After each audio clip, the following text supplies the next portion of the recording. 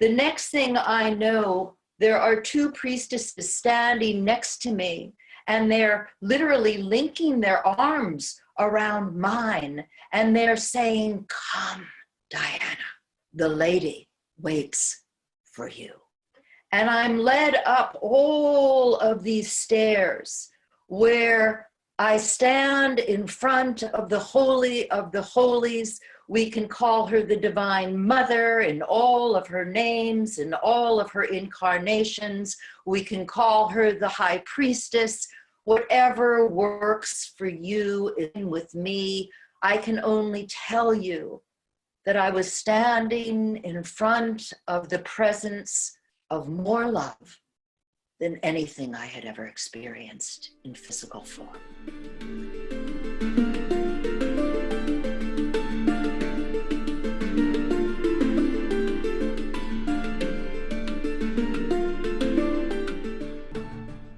The rare gifting of us all getting to come together today is that we are really losing the oral transmission from our elders that are holding the wisdom keeper stories of the ages that have been passed from mother to daughter, from father to son, traditions of those wise ones that have sat in the caves of Tibet and that have been holding literally devotion alive for us 24 hours a day and 7 days a week. So I am so absolutely honored and delighted and privileged to get to be with all of you here today. And I really want this to be an interactive experience. But when I say that, I would really appreciate it if you wouldn't start typing into the chat room, because it completely throws me off, unless we're at the time where I'm inviting you to really come in, ask your questions. There is never a question that is less than love for us to answer, and to really stand together in the sacred system, the sacred brotherhood of where we are on our planet right now, and how these extraordinary holy oils that I have traced back over 7,000 years, the oldest art form of laying on of hands and healing in the world today. Why? Particularly at this time of COVID, of time of such great change where there is so much that is resonating, that is vibrating, literally in the collective consciousness, that we can transmute, that we can literally transcend inside of us, and that the wisdom of Mother Gaia, who literally has invited all of us to be here at this extraordinary time of the great transformation. We are now living in the time of the great pause and have this opportunity in this reset to create the type of world that we want not just to walk into, but that we want to be able to leave for at least the next 7 generations. So within this, I would really like to begin. Actually, what I'd like to begin is to get my face off the main view, if I can get to see all of you. So I get to see all of the beloveds who are here. I love this. Oh, and faces that I know and love so well. How wonderful. Thank you all for coming. And we get to meet again, literally in our hearts in the light. So welcome, welcome, welcome. And my beautiful Viana, it must be very early for you in Hawaii, my precious one. One of, actually, she could be teaching this today. My beautiful, beautiful, if you're in Hawaii, you must go get an anointing from my beautiful mermaid sister, who's listed here as Heather Reynolds. So, my darlings, in order to really share with you how I got involved in the ancient art of anointing and what the magic of essential oils. And I'm not just talking about essential oils in this sense of their therapeutic value. Because if you're here today, you probably already know that the oils are antifungal, antiviral, antibacterial. Many have antibiotic properties. But I am here with you today as an ancient scent priestess, one who would have practiced the mystical traditions of anointing. And through that, the laying on of hands, the ability to call ourselves sacred and holy, because we're living in this time that I want us all to have the toolkit to transform our fear as we step out into the unknown. So not in any way to tell you a story to build my ego in any way, but because we all have the magical ability to be conscious dreamers. We are here together today because we are choosing to dream a new dream awake for ourselves, our families, our communities, and this planet. So this is what happened to me as part of my story of how I stepped into my awakening.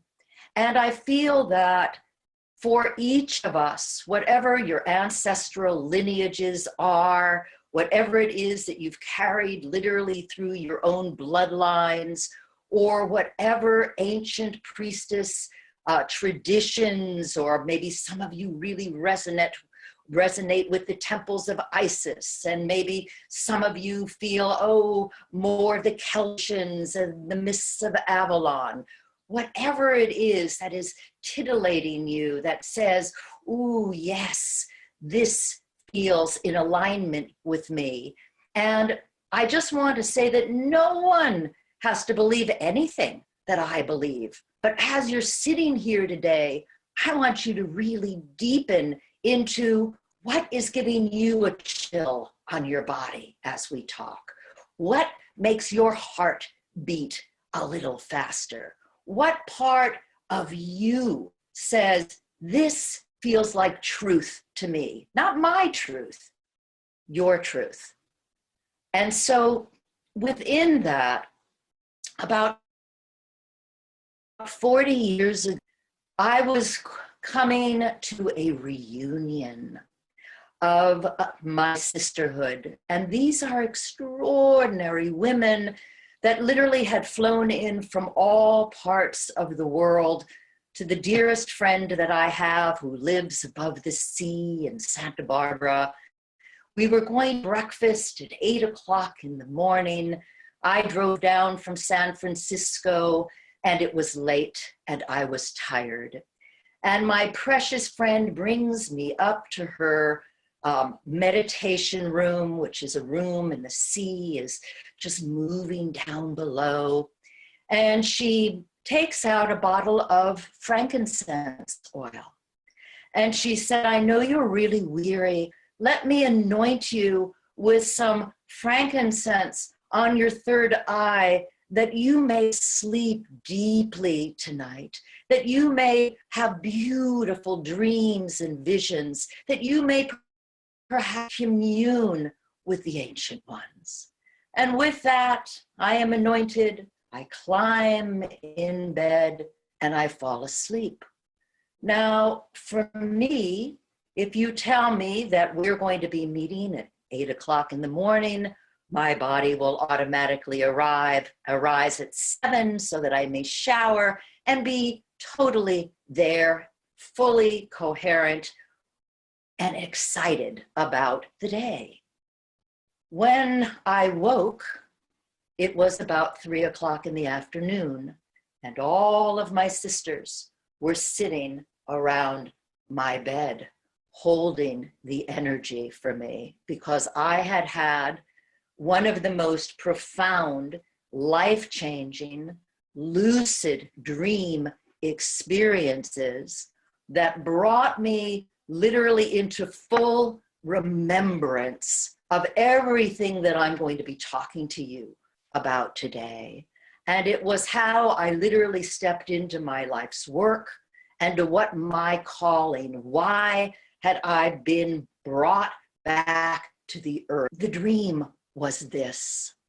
I woke up inside of the lucid dream, and I am walking and I am wearing a beautiful dark blue priestess robe. And it's very, very warm. And I'm walking through what I'm thinking in my mind is Egypt. It's very desert. It's golden with the sands, and the wind is very, very gentle on my body, and I can feel it on my skin and moving my hair. And I'm walking and I'm noticing that I'm literally with hundreds of initiates who are all dressed in white and blue. And as they are walking, they are chanting. And they would take a step, and everything I could see and feel was an intentional meditation, a walking meditation. And as they would take a step forward, they would say, I bow to the divinity within me. And it was like this chorus of voices. The next step in intention. I honor and I obey all that I am. And so I moved into the sea of dreamers and chant together. And I turned to the left, and it was a woman who I was very familiar with, who had been with me at the time that I had traveled extensively through Mexico with an extraordinary living master many, many years prior to this particular event. And I turned to her and I said, where are we? And where are we going? And she took me to the ledge where I looked down, and I was on the top of a very, very tall cliff. And when I looked down, I laid my eyes on the Emerald Temple. And here was this extraordinary temple, this extraordinary pyramid. And on the pyramid steps leading up to, I saw that there were beings that were waiting to receive an anointing, although I didn't understand what it was when I first laid my eyes on it. So we began to descend down, and we came into, I'm going to say, a womb-like cave space where torches lit on both sides of the cool walls as we entered. Each step was that chant. I bow to the divine within me. I honor and I obey all that I am. And when we came through and we were standing at the base of this temple, I got to witness what I then learned later through years of study. I learned that what I was going to witness was an ancient, where one priestess was the anointed one. There was another priestess who I will call the keeper of the crown chakra. And she was sitting literally behind the priestess who was going to be anointed, with one hand on her heart and one hand on her third eye. Then there was the holy anointer, who was standing at the feet. And what I could see was that through their hands, which I am going to show you, we are going to be activating this today, what I'm going to call hands of light, awakening up the energy centers in our palms, and we all have this gift. No one does not have this ability. We are born with this. That I saw that the energetic that they were literally running with each other was the lemniscate, the figure 8 of consciousness, the figure 8 that is used as a symbol of no beginning and no end, that has been utilized in the tantric temples since the beginning of time. Next to these were huge alabaster jars, just like what Mary Magdalene would have used to anoint the feet of Christ. And so there were ladles in the jars, and I watched how they took the ladles, they poured the holy anointing oils in their hands. I began to smell the oils of frankincense, sandalwood, myrrh, blue lotus, rose, neroli, all of the ancient mystical oils that were used in the ancient temples. And I began to swoon. This was a lot of energy to be carrying and to be holding in my body. And in the background, I can only describe this as the music of the spheres. There was a sound that we do not have on this planet. And it was so beautiful, like an angelic choir. And as all of the priestesses moved in perfect synchronization with each other, so they were opening up the 9 gateways of consciousness on the body. And we're going to go through these today. And so as I am witnessing all of this, I am seeing this beautiful anointing ceremony unfolding. The next thing I know, there are 2 priestesses standing next to me, and they're literally linking their arms around mine, and they're saying, "Come, Diana, the lady waits for you." And I'm led up all of these stairs where I stand in front of the Holy of the Holies. We can call her the Divine Mother in all of her names and all of her incarnations. We can call her the High Priestess. Whatever works for you and with me, I can only tell you that I was standing in front of the presence of more love than anything I had ever experienced in physical form. And with that, the energy was so strong that my physical body was really having a problem staying present and being able to hold all of the energy that I was now standing in front of, that was being literally transmitted into my body.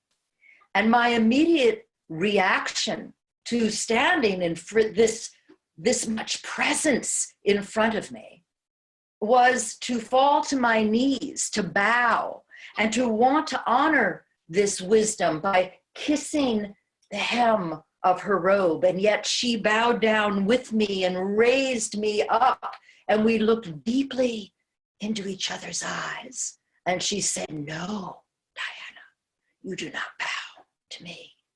We are one heart. We bow to each other."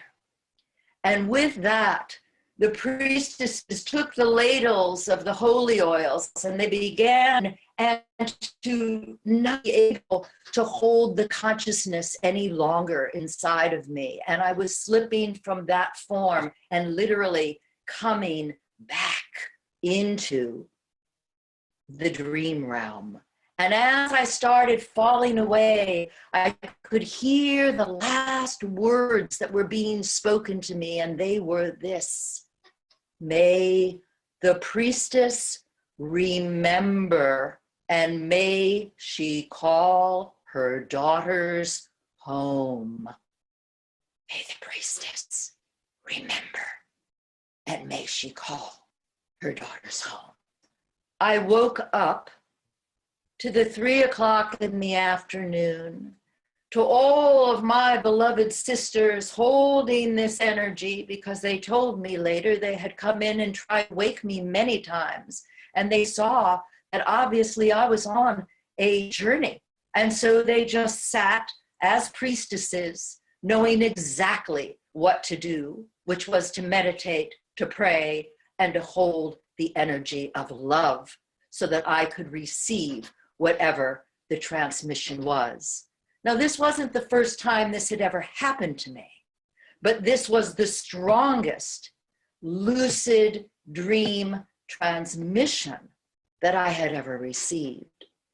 And what I found was that I was literally speechless. I could not find my voice because the experience was so rarefied that to come from that level into this denseness was painful. Next 3 days, I spoke very, very little.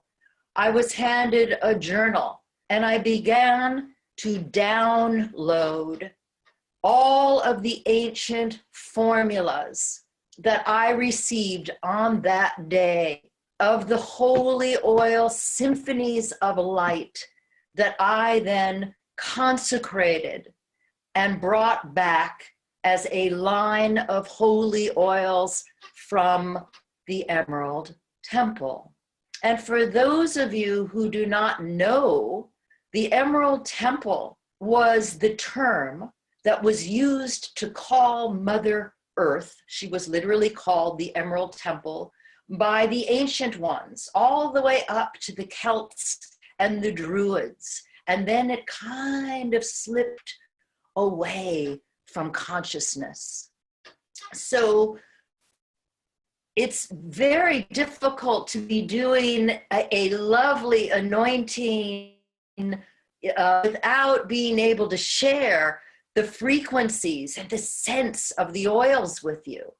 But I know that you're rich enough in your imagination. And I know that you've all taken time to smell the depth of fragrance that comes from the rose or from other magical scents that you have. And so we know that scent is evocative of memory. And where is this stored in our body? Next to the brainstem, in the back of the brain, is an extraordinary gland that is called the amygdala. And in this incredible awakened gland, all of your negative trauma in your DNA is stored. And guess what research has found is that when you anoint yourself, these beautiful gifts of the earth left to us by literally Mother Gaia herself, that when we place frequency of light on our body, which all of these oils are, the body raises in vibration. At this point, there was an internet connection problem. Diana's class soon resumed. Anyone who did not bring a candle into the room and a bowl of water, please use this moment to do that. And if you do not have, it doesn't matter what oil you have with you today. It certainly didn't have to be my oil. But if you do have my oil, how lovely. Get that ready for later. And even if you only have just a clear oil like jojoba oil, make certain that you have an oil to use because you will become anointed ones today. Okay, so my darlings, if everyone has their candle ready, I want you to just take a moment. Let's take a couple of beautiful deep breaths with each other so that we really can fully arrive in presence here with each other. And I want you to just take one hand and put it on your sacred womb, on your belly, and place your other hand on your heart. And from the depth of your belly, I want you to take that breath and really bring that light all the way up the spine, bringing it all the way into your crown chakra, and really then bringing it around and awakening the beauty of the pituitary and the pineal gland in your third eye. So deep, deep, deep breath in. Let's do 3 of them, and exhale with the sound of breathing in. And letting go. Shaking your shoulders a little bit. And let's activate our hands of light. Let's just shake off any energy that is not our own. Just shaking it all off. This is a great little thing to do through the day anyway. That's it. Rolling the shoulders and shaking the energy off of your hands. Beautiful. Beautiful. So now I'd like you, yeah, that felt good. I want you to consecrate, what does this day mean to you? What is it that you need? What kind of support so that we can move from fear to courage, that we can move from any of those outside energies that are literally bombarding us, so that are holding that resonance, that vibration of fear. We want to lift all of that into the light. So what do you need, beloveds, for yourself in this moment? And this is the day that we get to choose how we are going to literally reconsecrate our holy vows to ourselves. And one way of doing that is to know that we are the light, that we have literally been called here by Pachamama, by the Earth Mother, at this time of the great change. And so I want to declare that we are each sanctified, that we are holy vessels of love and light in to the one heart. And that I declare for myself perfect health and well-being, and I declare that for all of you, and that we may continue to literally meet in our hearts as the light. And so it is, and so it will be. And I light this holy lotus candle to illuminate all of the teachings of the light that we are sharing together through the oral tradition, through the way it would have been passed to you through your grandmother in the red tent, or would have been passed to you when you were 9 years old and taken by your mother, who had been a priestess before you and had taken you to the holy temple, because this is where the sacred art of anointing came from.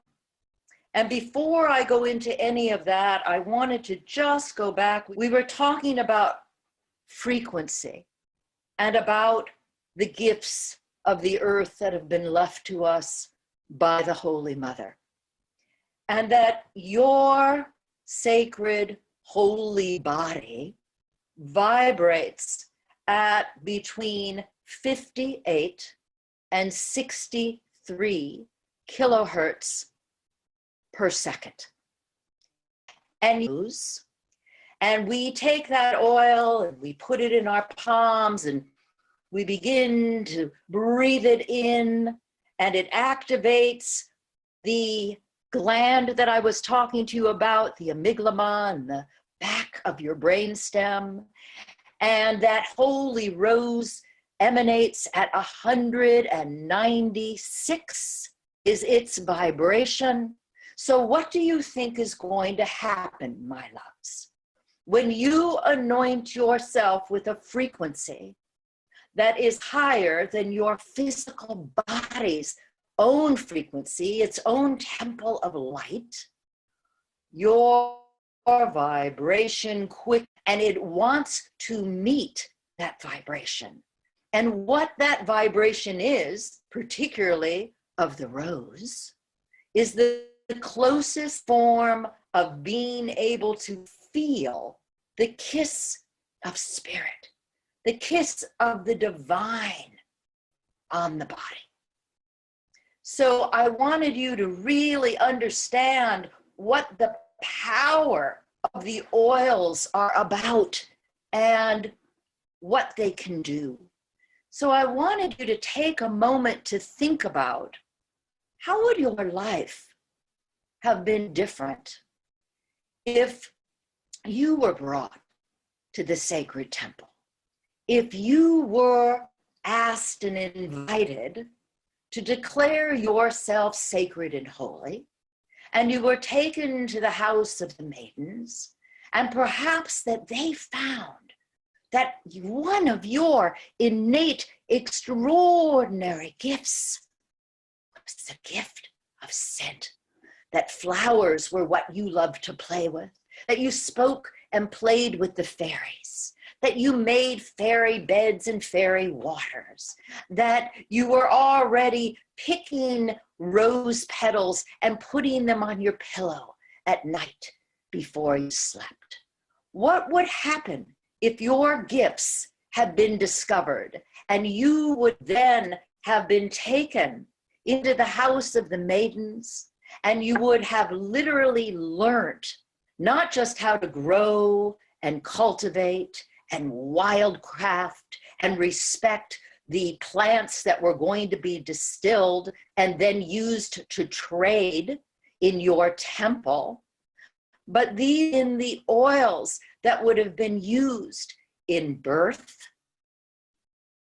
been oils that would have been used to help create what I'm going to call the rainbow bridge, because the priestesses were the first hospice. They were the midwives, not just of your birth. You didn't go there just as a girl or a boy to begin your schooling, but you went so that you could carry these extraordinary traditions into the world as your sacred gifts. And we know that the shamans have used oils, copal, palo santo, to Copal's holy name happens to be the interdimensional time traveler.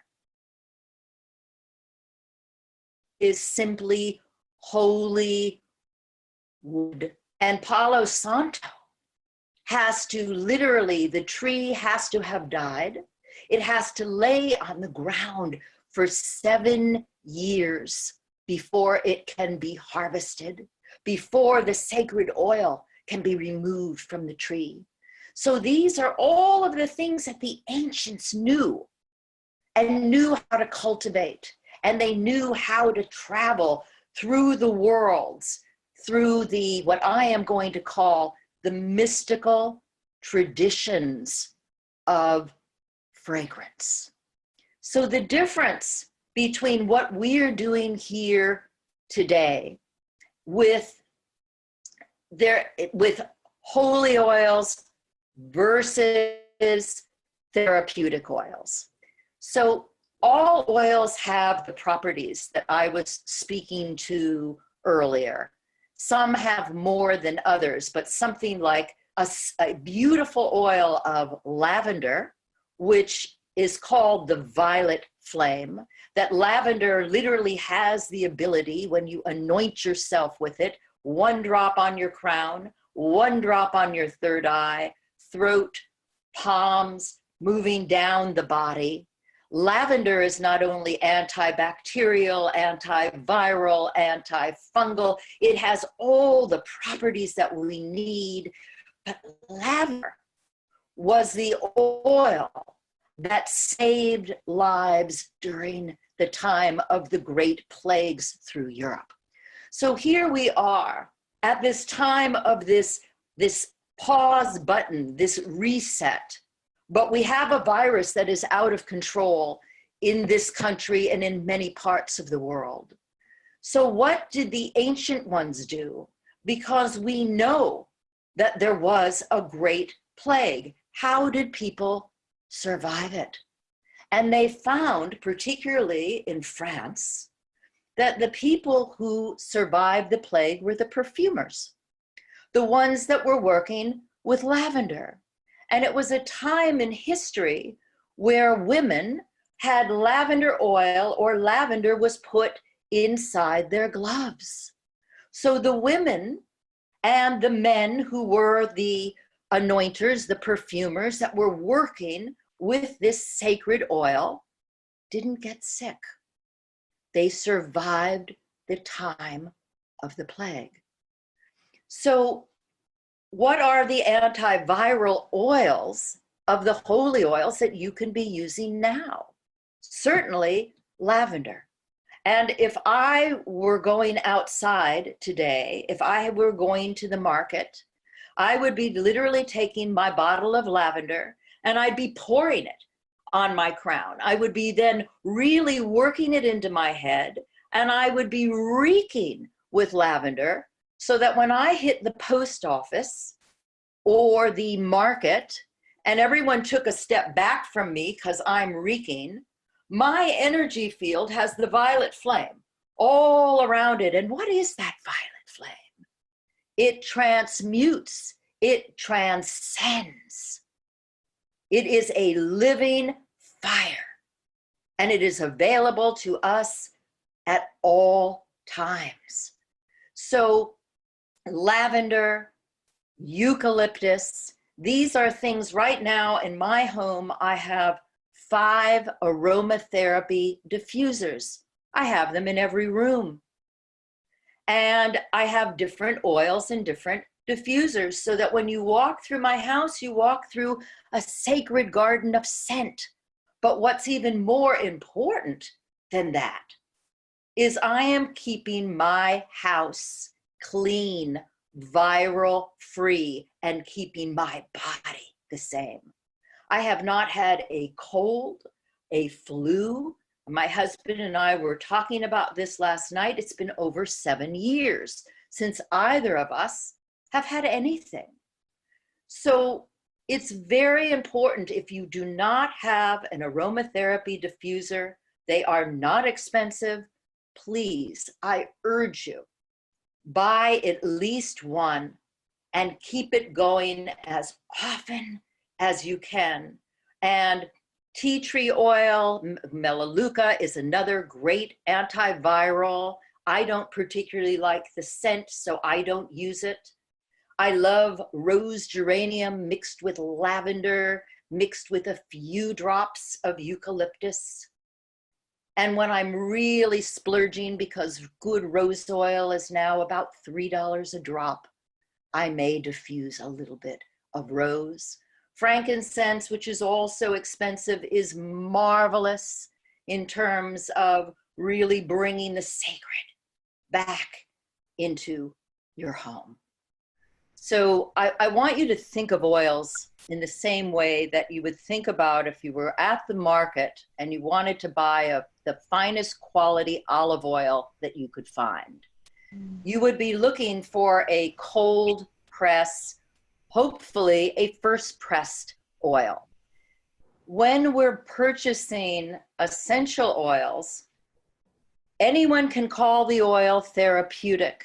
And yet when they're doing the pressing, what you will find is that the finest organic companies, and these are people that are looking for organic growers who are then making certain that the oils are taken to organic distillers if they're not distilling them themselves.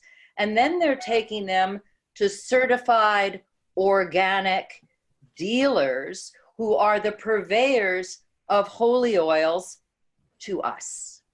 And for me, my interest has been more about the mystical, the spiritual dimension of fragrance. At this point, there was another internet connection problem. Diana used her phone to dial into the meeting. So my darling, I'm back on phone. Can you hear me? Yes. We can. And Vianna, thank you so much, darling, for just bringing that information in. I just got the last parts of the temples of Dendara and the Alemi oil, which the holy name for Alemi is the keeper of the mystical dream time. This was also the oil that Moses' sister Miriam literally came to the temple of Dendara, and she was gifted with this particular holy oil. And she brought it back as they wandered for the 40 years through the deserts. And she had her own group of women that were anointing and singing and dancing in the moonlight as conscious dreamers, dreaming the new dream awake through the mystical oil of Alemi. And so we might as well go into, I wanted to share with you the 9 sacred oils of Egypt today. And then I also wanted to lead you in your own self-blessing, your own anointing ceremony. I also want you to know at some point, we have some extraordinary questions that have come in.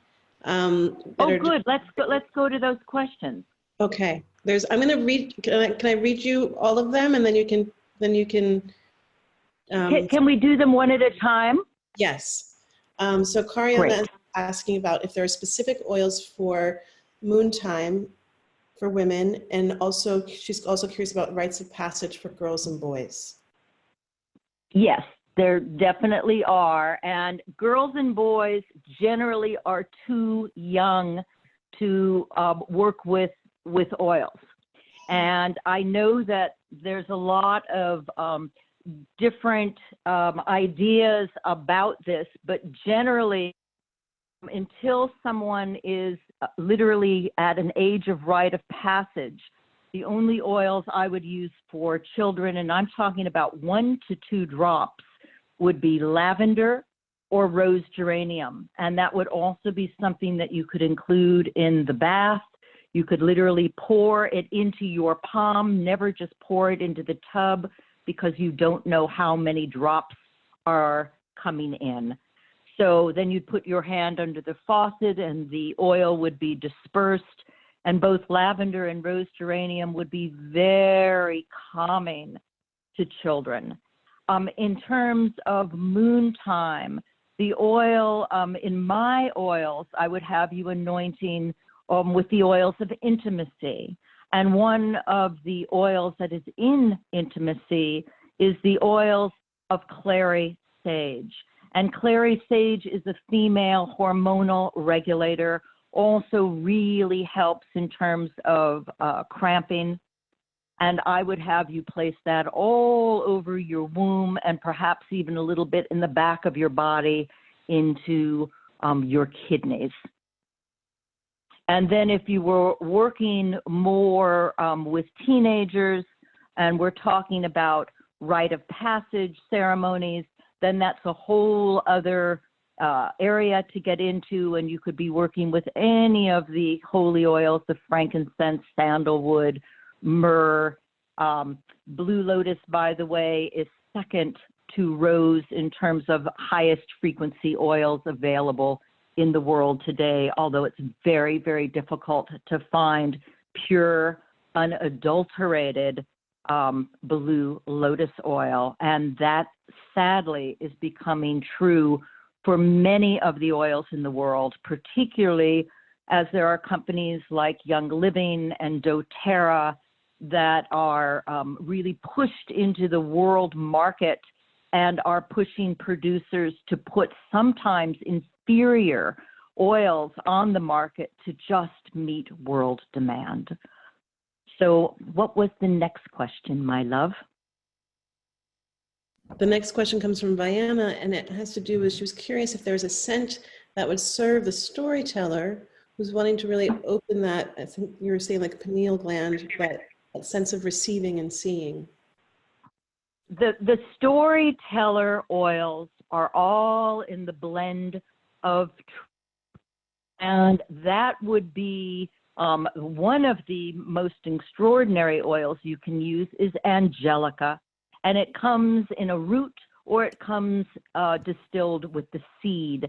I happen to prefer the root. I think it has a fuller scent to it that really embraces the throat, just like having angelic wings placed around the throat so that you might truly speak your truth in ways that it can be taken and received and heard in the world. So the other oils that you could be working with, the ancient oil that is the holy of the holies is the oil of galbanum, which is literally considered the oil of emis, the oil of the highest truth spoken. And it is an extraordinary oil that is also part of that blend. So angelica, and also working with galbanum, you can put a little ylang-ylang in that. And if you really wanted to be a magical storyteller, you could work with pink champaka. Champaka is the beautiful flower that stands outside of the goddess temples in India. And you must pass by her frequency before your body's frequency can enter into the temple of the Mother's grace. And so pink champaka is rare. It's difficult to find. It's easier to find what is called a golden, a yellow champaka. Either would work, but they are literally the oil of ecstasia, that you speak from ecstatic joy within your body. And I hope that speaks to it, my Viana. And next question. One thing is that we heard everything except your voice cut out when you said the actual blend that you've created. Oh, it's the truth formula. Okay, thank you. And then the fifth energy center in terms of working with the chakras would be to really illuminate and to empower your voice, to empower your throat. So what came to me in the ancient formulas after my dream experience was the specific combination that of holy oils that are in the oils of truth. And these are literally symphonies of light.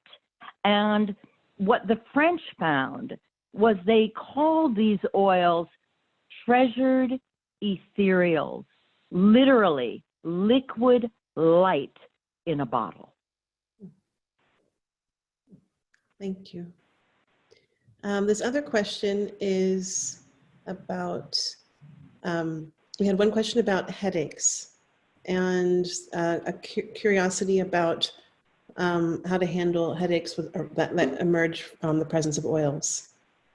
Okay, so what is happening, anyone who has received a headache in smelling an oil is an extraordinary, gifted intuitive.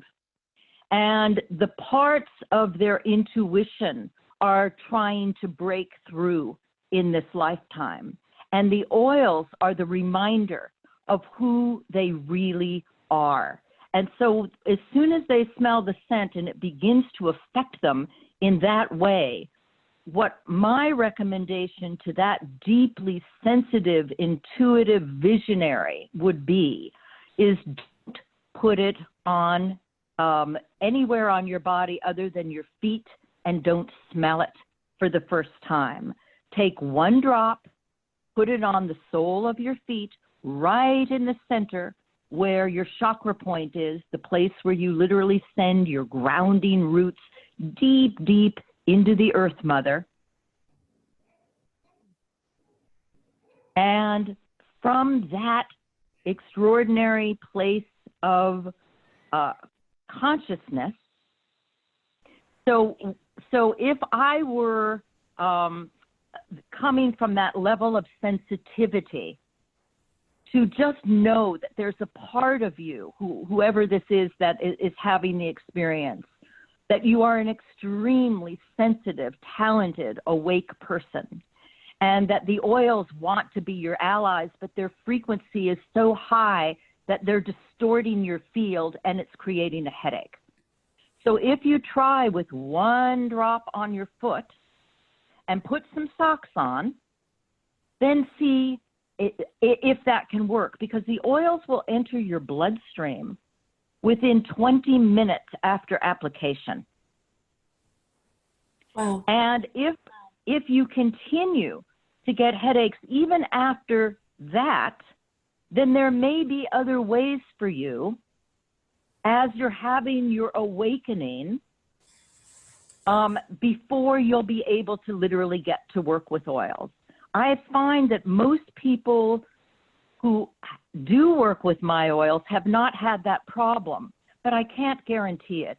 And it just means that you're really sensitive. And I would have you doing very deep breath work.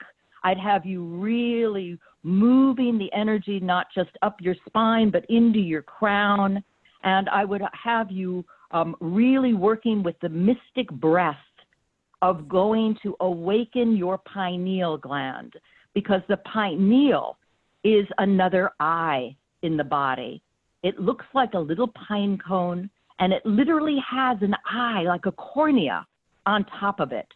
So when you're getting the headaches, it's generally because this beautiful mystic part of you wants to awaken all the way, and it can't.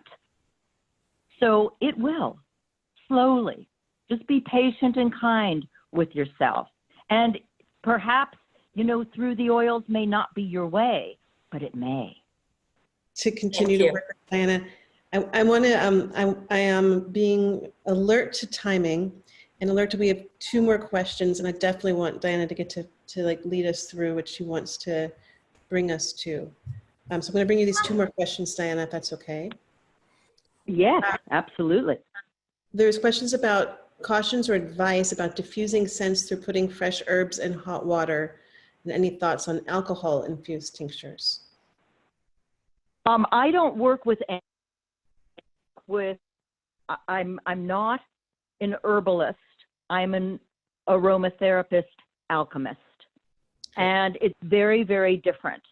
So for me, I would say to you, get some essential oil, and you can just start with, the beautiful basics of the lavender, the rose geranium. If you want a high joy oil, pick any of the beloved fruits, such as mandarin orange or tangerine. These will help to move long-standing grief from the body. They'll also have a gorgeous uplifting scent in the room. And I always would place a diffuser in a child's bedroom as well.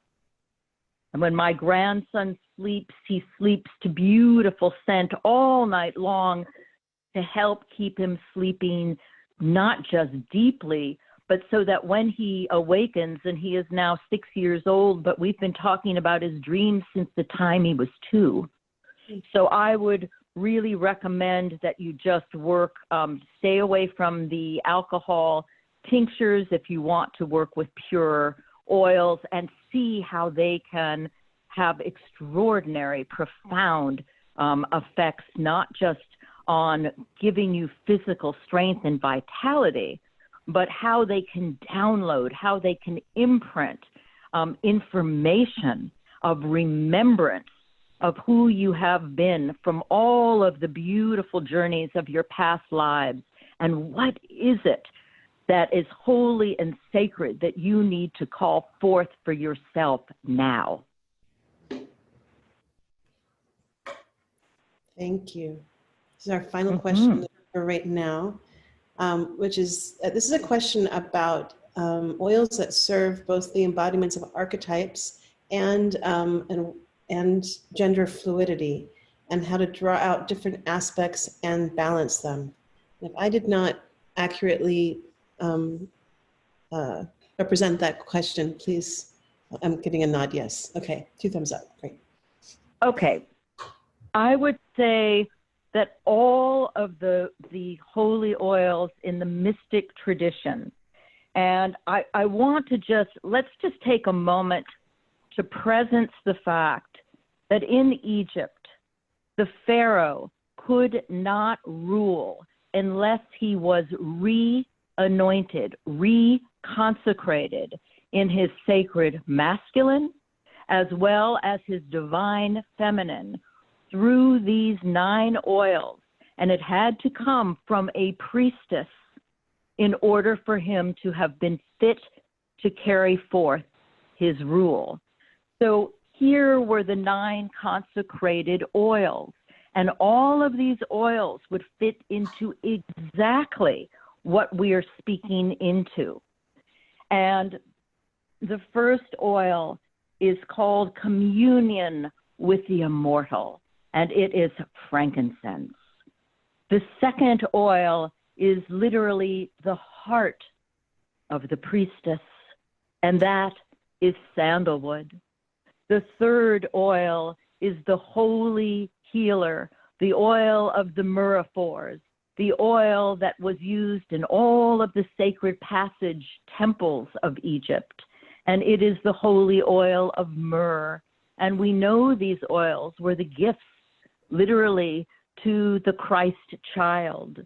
And then we move into dancing with passion, the oil of jasmine that literally moves up the spine as a sacred spiral, awakening your creativity, enhancing that beautiful golden life force as it comes up the spine into the pineal gland and out the crown, like a cobra hood coming around and licking into your pineal and pituitary gland.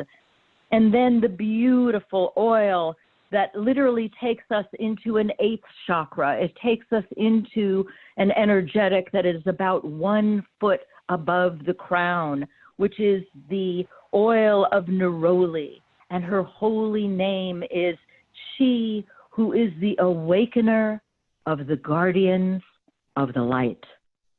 And then we move into the sacred oil of lavender, the violet flame that moves and consumes cause, effect, record, and memory. It is the holy, holy flame.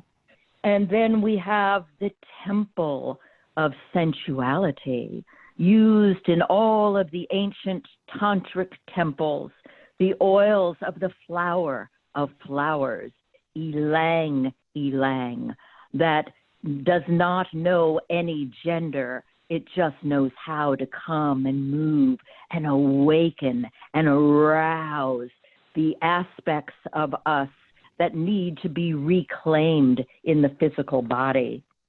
And then, of course, the flower of flowers coming into the beautiful mystic rose. And Rosa Mystica is a blend of 3 divine roses. The white rose that shows us that we literally are whole onto ourselves. The pink rose that brings out the divine child that wants to play. And the deep, deep red rose that is the commitment to loving ourselves and walking fearless and free in service to the Divine Mother. And then the final, the number 9 in the beautiful symphony of light of the Egyptians' pantheon. And all these oils are also part of the coronation oil of the Queen of England, if she were to be whoever the next king will be. They will be anointed. 9 of these oils will be in that coronation anointing oil as well. And the final oil is called the Visionary Transporter, transporting us from one dimensional world into another. And Vayana had spoken about blue lotus, the holy of the holies. And this was the oil that was taken away from the people and the oil that they preserved in private.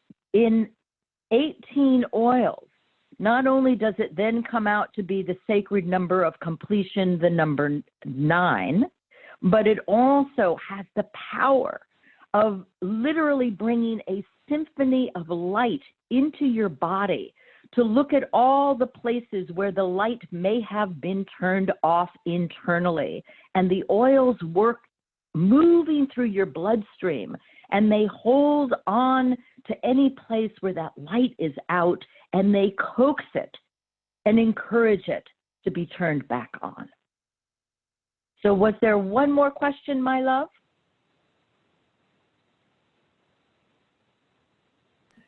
There was an inquiry, I don't know, there was an inquiry about the scents that are used in Bali. Yes. The island of Bali? Yes. I have no idea what scents are used in Bali, although we are looking at a country that I would assume would have access to the beautiful oils of frangipani, some of the beautiful, uplifting, what I call flowers that become white light in their essences. And I have not been to Bali, so sorry, can't speak into that. And there's a last question just around, I think there's a lot of questions around rites of passage for children. And that might be a slightly different topic. I don't know if it's specific to oils, but just yearning for more information about rites of passage for young people. It's too long a topic for us to be able to really dive into, here today.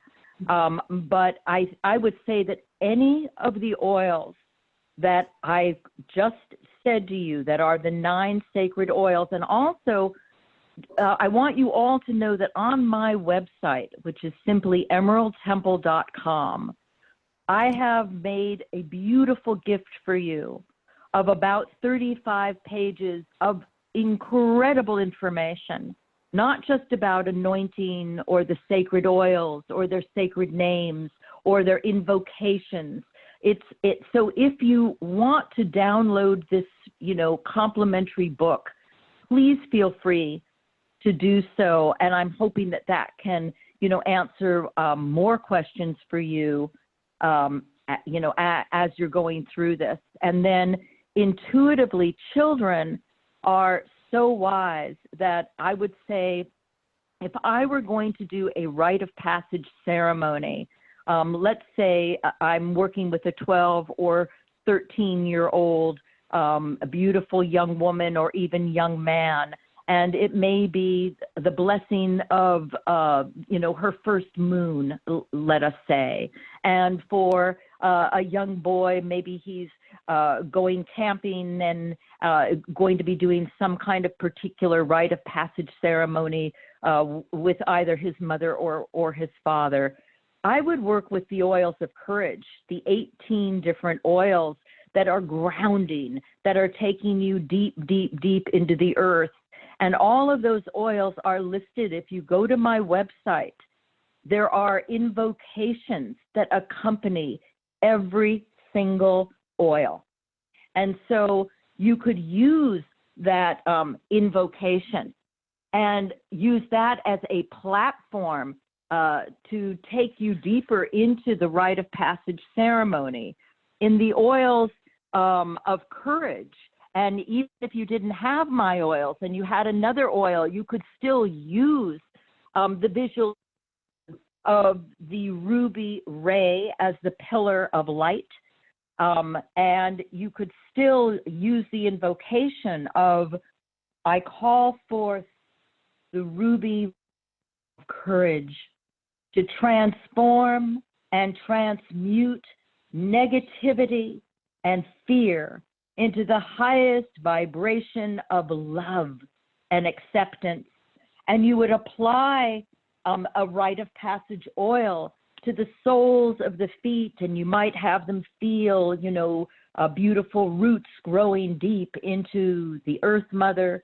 You'd place it behind the knees, because this is the place where we have fear of and unworthiness is stored behind the knees, and we want to literally take that step forward.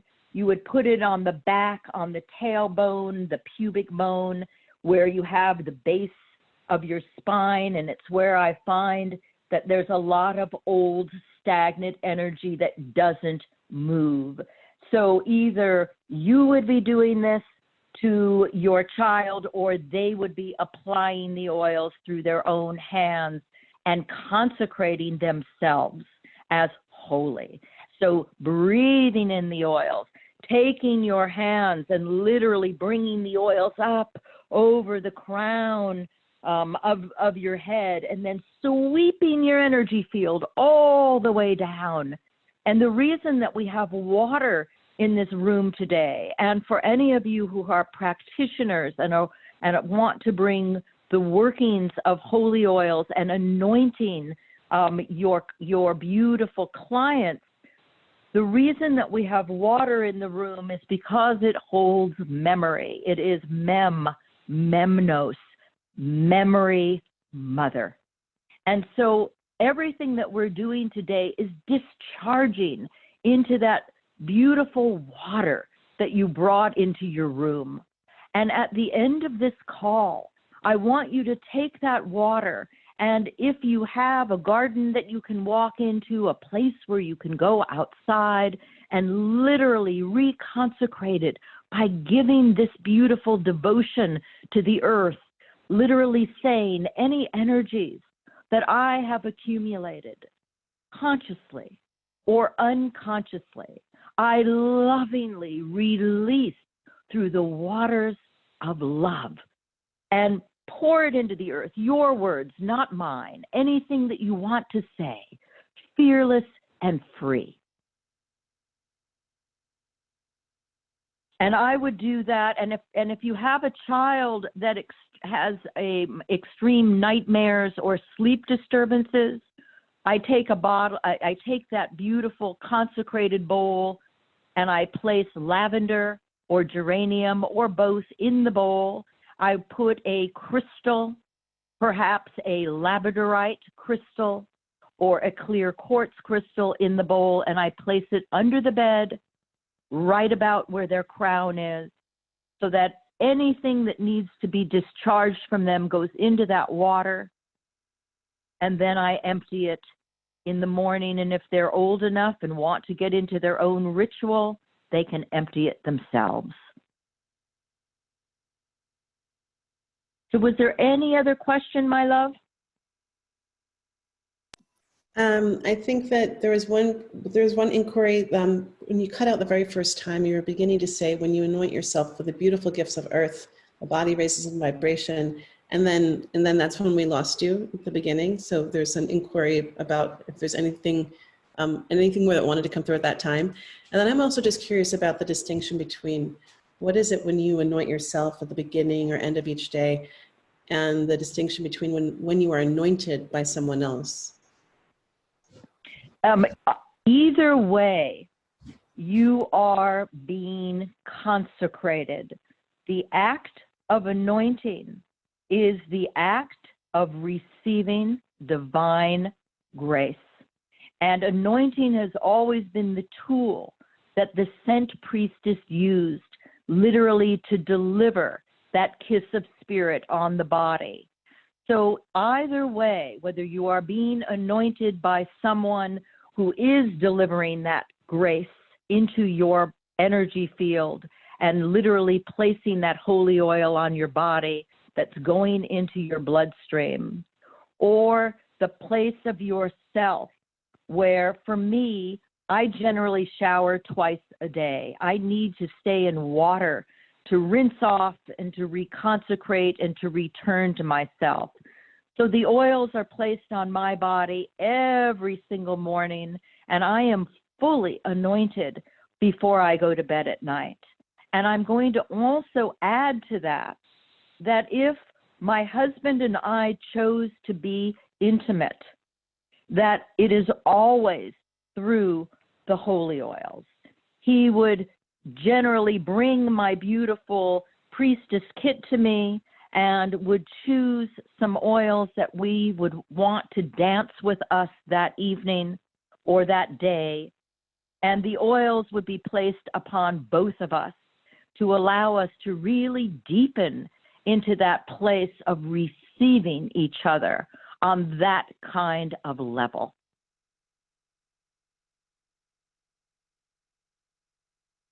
So I'm hoping that that was clear and that it's being received. Yes, thank you. So where are we in time, my love? We're at right about the 18 minutes to the completion of our formal time of ending today. Okay. So one of the things, and if there's any other question, we should probably do that right now. So I'll just take a second just in case there's any other thought forms that are coming in here. And just for you all to remember that when you put holy oil on, it is your intention about how you need this oil to work for you. So I always want you to take the bottle and roll it in the palms of your hand to warm the oils. And as you're not hurrying, as you're sitting with this beautiful oil, I want you to put your intention. What do you need that oil to do for you? So putting your intention, and why don't we all pick up our oil right now, rolling it in our hands. I always touch my oil to my heart. I touch my oil to my third eye. I bring it together in my palms in prayer. And I ask for it to do whatever it is that will be a gift of service to me in the moment.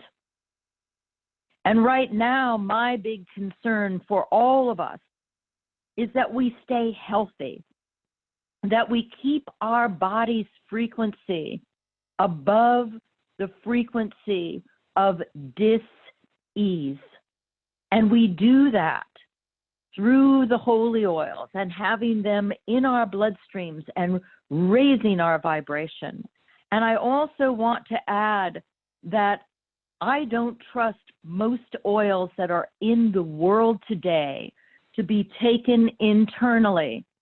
So I know there's a lot of controversy about that, but I'm going to put my stand of if you had literally grown your own oil, your own plant, and knew that you distilled it without any of the horrible hexane gases that are being used, then I would say you could take it internally.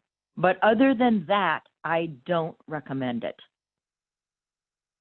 So back to the fact that you've got this beautiful oil in your hand, you've told it that you need it to really hold the intention that you walk in health, you walk in beauty, you walk in harmony, that you receive all of the information that you need to be the best mother, the best father, the best person that you can be in that day.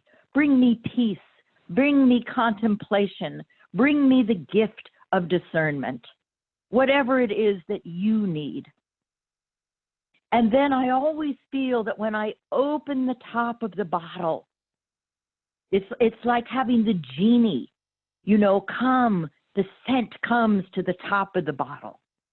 And now, just as if we were drinking fine wine, we would take that bottle in our hand and we would begin to move it in a circle, in a spiral, under our nose, inhaling the essence of whatever oil you have with you today.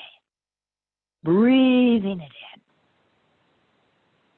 And seeing as you breathe it in with your eyes closed, are you seeing any color?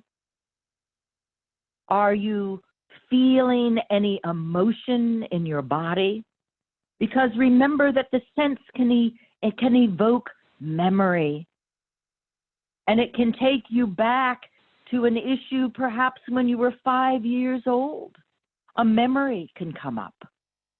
I know that I can't breathe any oil of cinnamon without returning immediately to my childhood and to the memory of a wonderful cinnamon ice cream that I had at a birthday. So breathing it in and seeing, are you getting any information from the oil as you sit with her or with him? Because oils are yin and oils are yang. They have both the masculine and feminine energies inside of them. So breathing it in. And then where does your body need to be consecrated? The Egyptians showed me that there were 9 gateways to open on the body through the holy oils.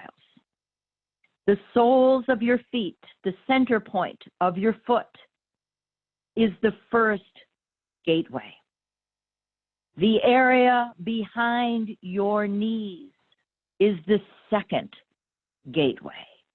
The area of your spine, of your sacrum area, where your pelvic bones are, that all literally becomes the first chakra. But they were considered, the way it was shown to me, they were 3 portals, 3 gateways of where you place the oils to come into the body. And if you were with someone who was passing from this body into the next world, these would be places that you would place the anointing oil on the body. The next gateway would be, if we were working with my oils, we would be walking into the oils of intimacy. So we started with our feet, the oils of courage, moving the ruby ray up the body. The second place that I want you to anoint is your womb space, your stomach. And I want you to put the oil all over your womb, the beautiful golden, deep orange ray of liquid light filling and warming the womb center. And you don't immediately rush to take your hands off the body. You leave your hand on. Remember, we are activating hands of light. All of your extraordinary energy, your gift of healing is coming through your palms into your body right now. You are consecrating yourself as an anointed one, divine and holy, and looking at what are you going to choose to be devoted to in your lifetime. So you keep your hand on the energy center that you've anointed until you really feel a transference of heat from your palm into that energy center. And I also want you to take your hand and make certain that that palm sat at the sacrum. And if there are times that your body energetically feels tired, or particularly you're coming into your moon time, this is a place to anoint yourself with the holy oil and keep your hand there and feel if there's energy that literally needs to move either up or down the spine. And then the next gateway is the area of the solar plexus that I call the house of honor, the golden yellow ray, the place of Ra, the sun, coming into the body that opens you to see where are you standing in your sovereignty. And so take those oils and place them all in the midsection of your solar plexus, in between your ribs and your hands. If I had you on my anointing table, I would be anointing the sides of your ribs, I would also be drawing the energy literally up into your earlobes, because all of the acupuncture points that correspond with your feet of all of your organs are in your earlobes. So we're anointing the solar plexus, the house of the golden ray, the yellow pillar of light of honor, and the beautiful ruby ray is meeting with the orange ray that is now moving into the house of honor in the yellow ray. And we're moving that pillar of light now into the heart chakra. And in an actual anointing, we anoint the back of the heart as well, because the ancients say that the soul has come into the body along the spinal column and is right next to the heart, so that when the soul leaves the body at the time of transition, you literally can feel the energetic of the soul passing out of the body through the heart center, which is why they ask that the body is not moved until all of the heat of the heart has stopped. So we're bringing a beautiful emerald green ray of light, the light of compassion, into your heart center. And taking deep breaths in. And for both women and men, you can anoint your breast area. Really bringing oil into your breast, because they are the temple keepers of the heart.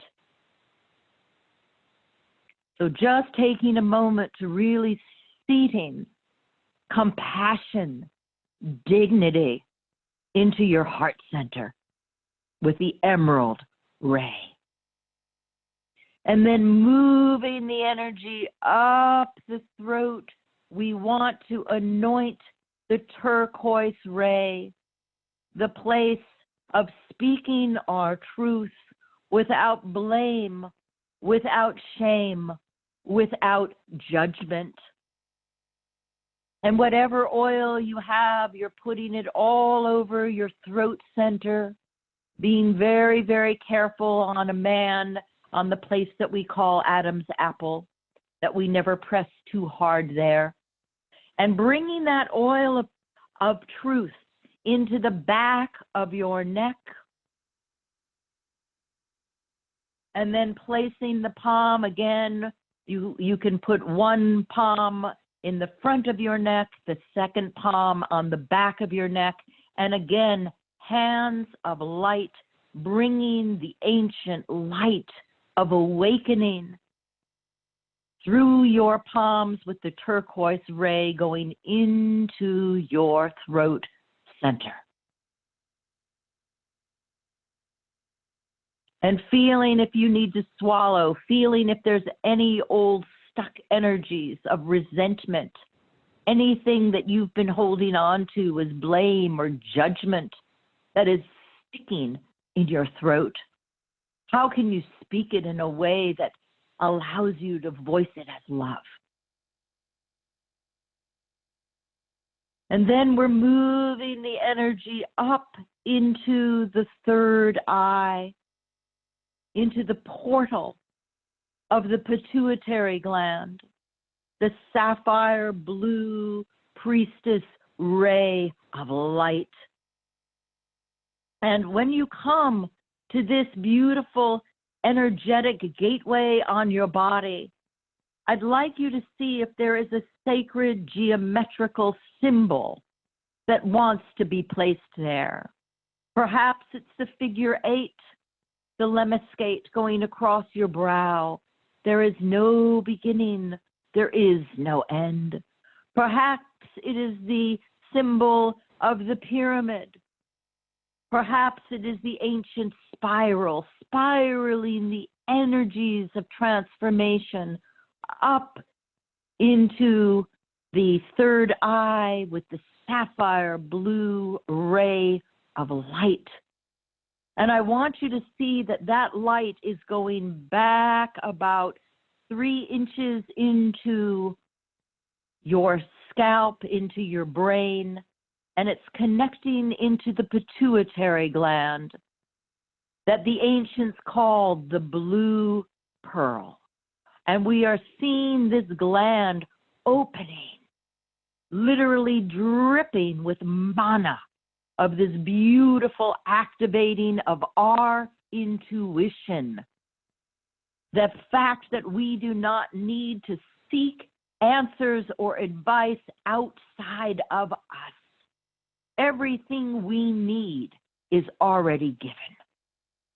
There is no one that you need to ask permission of to be your authentic self. So bringing this beautiful, deep sapphire ray into your body and seeing what was the sacred geometry that has now been placed upon your brow.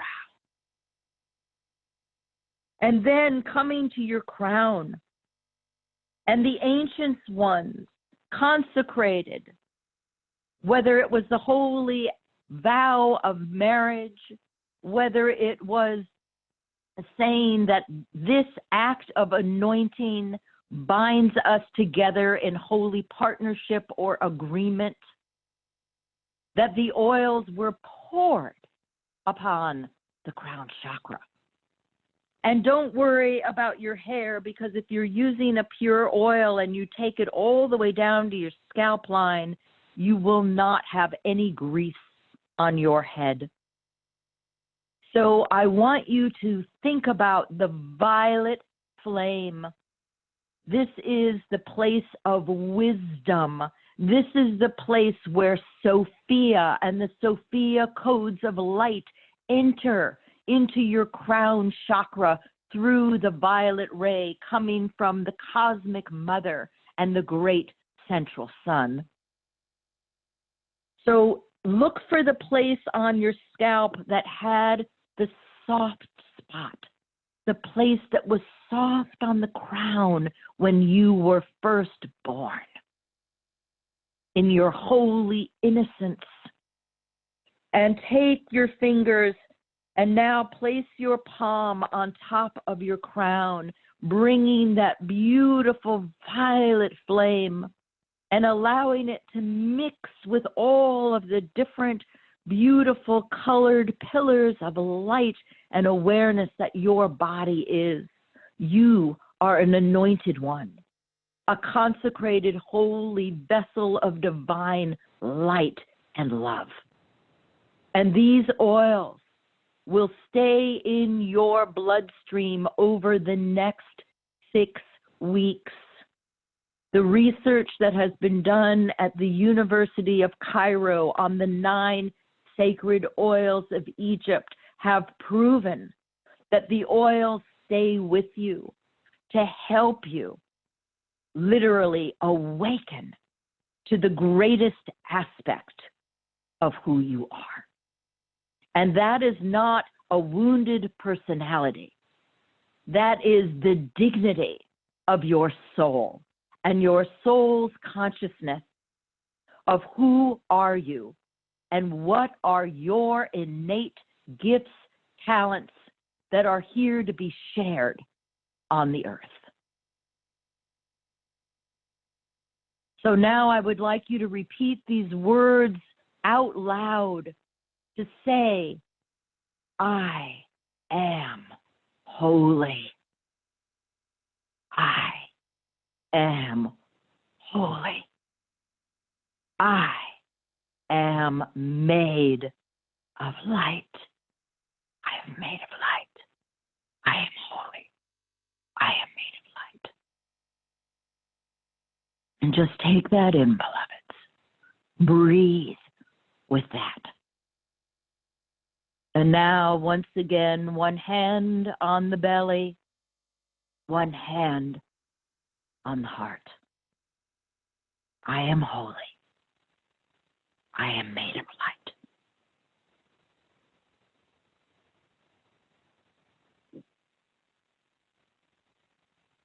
And with that, my beloveds, I'm going to turn this back to my beautiful Leah. And I don't know if there's any more questions that have come in. I know we're getting to the time of closing.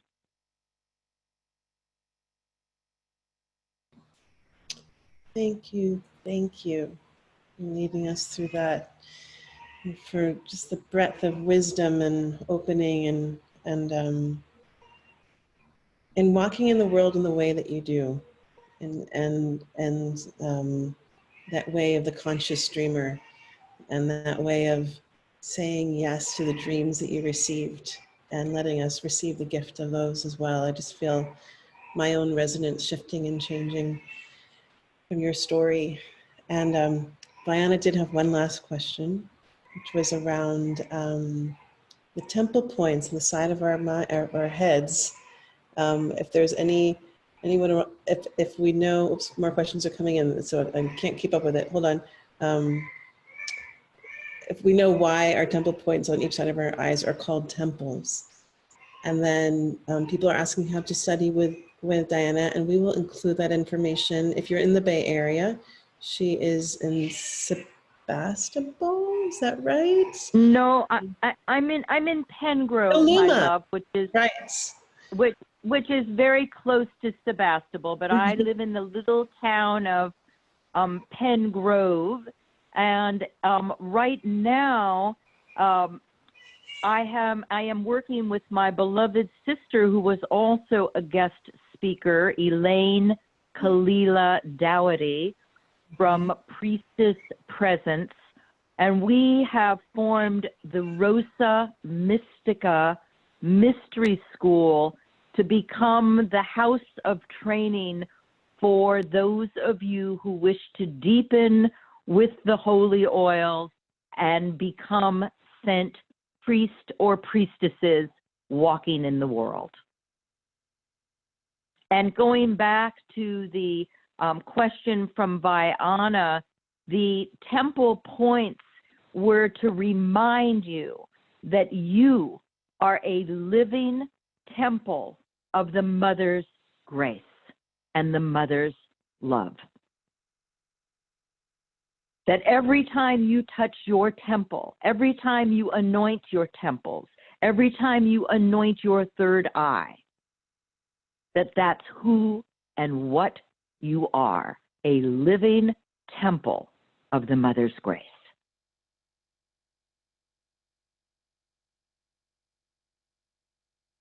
And any other questions, my loves?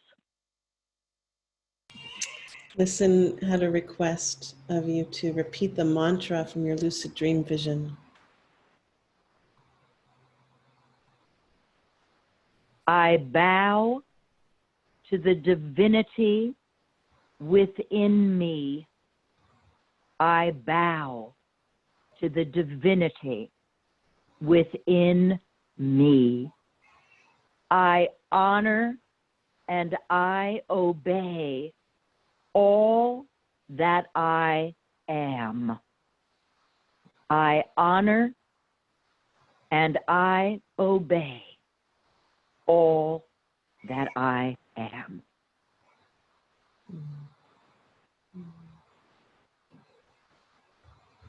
Thank you.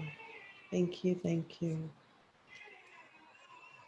It is our tradition that we end by speaking a word or essence of what we are anchoring in, of what we are taking away. And I'm feeling a bit speechless myself, so I don't know if it is right to continue with this tradition, but if perhaps right now it is just to have a breath of silence. I wish you could see us, Diana, because normally this is when we throw our hands up and we give you so much love and light. So maybe we can still do that, because I think Diana can feel it. She saw Fred do it earlier. And if we can just take a moment of breathing together in this extraordinary gift. And I'm going to take a screenshot just so that we can send this to Diana, because my gosh, she should get to receive all this. Oh, that's precious. I would love that. And thank you, thank you, thank you, thank you for all of your deep, thought-provoking questions that fed our time together, and to Diana for your epic generosity. Blessings and love to all of you, and thank each of you for your devotion to yourself in this day that brought you here, that you now will know that you are a consecrated vessel of love and you are an anointed one to carry this into the world. And so it is.